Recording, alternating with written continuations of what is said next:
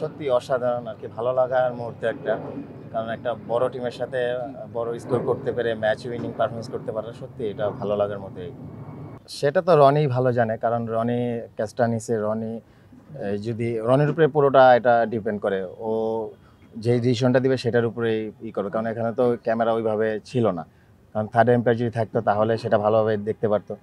কারণ এটা প্লেয়ারদের উপরেই এটা যায়। এটা তো আমরা তো মাঠেই ছিলাম, আর বাকিটা প্রাইম ব্যাংকের ব্যাপার, ওটা আমি আর কি বললাম না, এটা ওনাদের ব্যাপার, ওটা নিয়ে আমার কোনো মন্তব্য নেই। সেটা আম্পায়ার জানে, মাঠে আম্পায়ার ছিল, তারা ভালোই জানে। কারণ বললামই তো, এটা রনি যেটা বলবে সেটাই হবে। হ্যাঁ, সেটা তো অবশ্যই এটা মিস করার মতো ব্যাপার। কারণ আমি যদি বিপিএলটা ভালো খেলতাম তাহলে মনে হয় এই জিনিসটা হতো না। কারণ আমার বিপিএলটা ভালো যায়নি ওভারঅল। কারণ চেষ্টা করতেছি আবার নিজেকে ওই রেডি করতে, যেন ফিউচারে যেন ভালো কিছু করা যায়। গ্রাম পটাটা চিপস নাকি বিস্কুট খেয়ে বুঝে নাও। দেখেন, প্লেয়ারদের খারাপ ভালো যাবে এটাই স্বাভাবিক। কারণ আমি চেষ্টা করতেছি সামনে ভালো কিছু করার।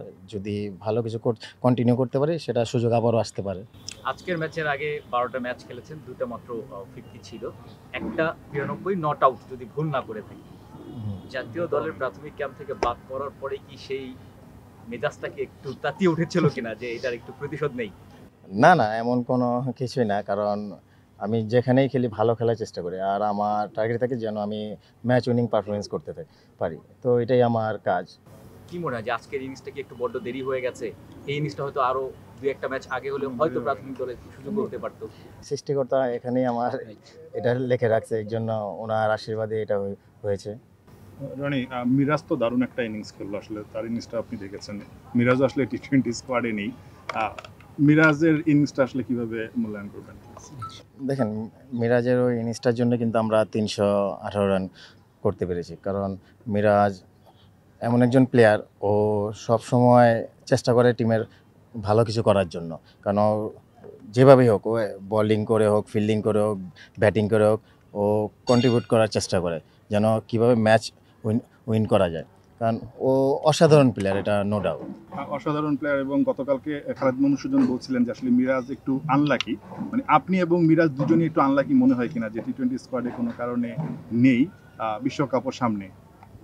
তো বললাম না যে আমার বিষয়টা তো আমি আগেই বললাম যে আমার লাস্ট বিপিএলটা খারাপ হওয়ার কারণে মনে হয় আমি এই ক্যাম্পে নাই বা এই টিমে নাই। আর মিরাজেরটা আমি বলবো unlucky. For more updates, subscribe to our YouTube channel and click on the bell icon. Follow us on Facebook and Instagram.